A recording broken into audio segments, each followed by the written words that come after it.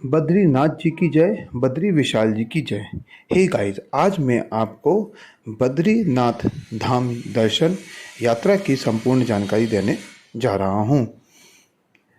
यात्रा की जानकारी देने से पहले आप मेरे चैनल को लाइक कर लीजिए, सब्सक्राइब कर लीजिए और अपने दोस्तों के साथ शेयर कीजिए। तो चलिए शुरू करते हैं बद्रीनाथ दर्शन यात्रा।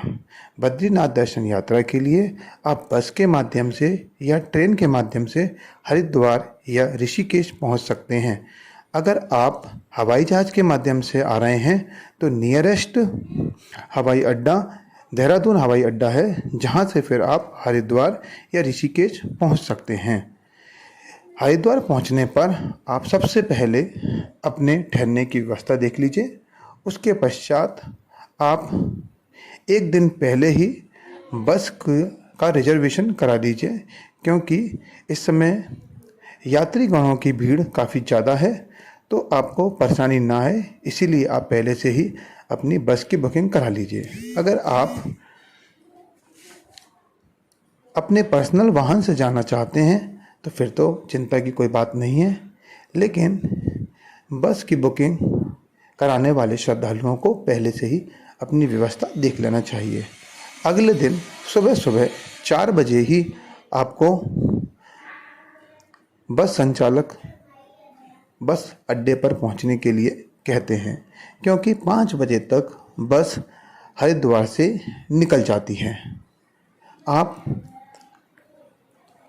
यात्रा करते समय आपको बस संचालक 2-3 बार रास्ते में गाड़ी रोकते हैं, जहाँ पे आप फ्रेश हो सकते हैं, आप नाश्ता ले सकते हैं, आप चाहें तो खाना भी खा सकते हैं।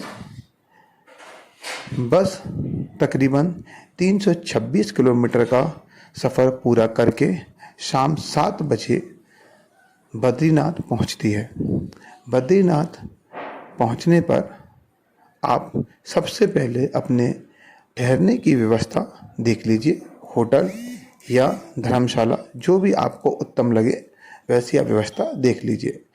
बद्रीश कृपा धर्मशाला एक सस्ता और अच्छा ऑप्शन हो सकता है ठहरने का। आपने ठहरने की व्यवस्था देख ली, उसके पश्चात आप अपने खाने की व्यवस्था देख लीजिए। खाने की व्यवस्था के लिए आपको विभिन्न प्रकार के होटल बद्रीनाथ में मिलेंगे। इसके अलावा अगर आप निःशुल्क खाना खाना चाहते हैं तो विभिन्न प्रकार के लंगर भी बद्रीनाथ धाम में लगे हुए होते हैं, उनका भी आप उपयोग कर सकते हैं।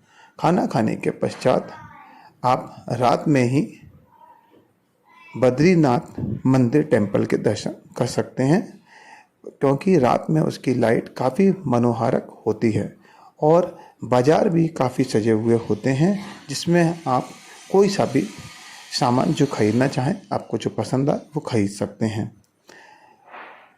अगले दिन सुबह सुबह ही आपको बद्रीनाथ जी के दर्शन के लिए निकल जाना चाहिए।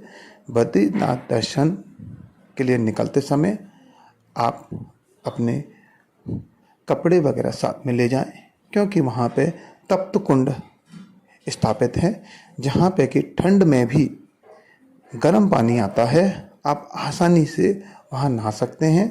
पुरुषों के लिए और महिलाओं के लिए अलग अलग वहाँ पर व्यवस्था उपलब्ध है। स्नान करने के पश्चात आप अपने कपड़े जिस व्यक्ति से प्रसाद खरीदते हैं, उसी दुकान में आप अपने कपड़े जमा कर सकते हैं और अपने दर्शन के लिए यात्रा की लाइन में लग सकते हैं। इस समय यात्रीगणों की भीड़ ज़्यादा होने के कारण तकरीबन 2 से 3 किलोमीटर तक की लाइन लगी हुई आपको मिलती है।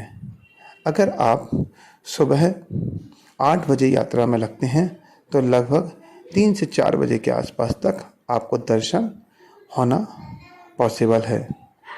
यात्रा की लाइन में लगते समय आप अपने जूते चप्पल प्रसाद देने वाले व्यक्ति के पास में अपने जमा कर दीजिए। मोबाइल जमा करने की कोई आवश्यकता नहीं है।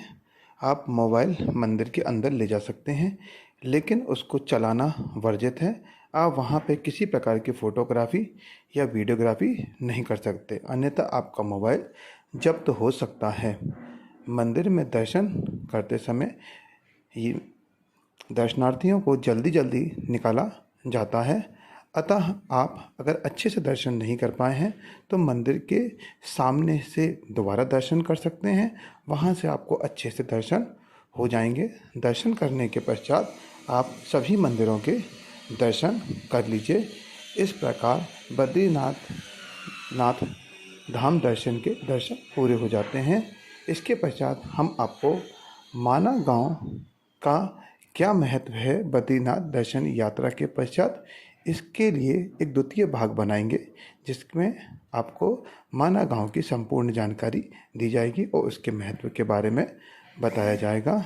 बद्रीनाथ धाम जी की जय, बद्री विशाल जी की जय।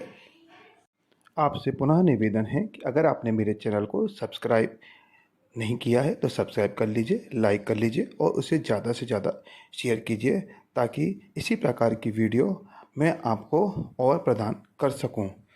जय बद्रीनाथ धाम जी की जय।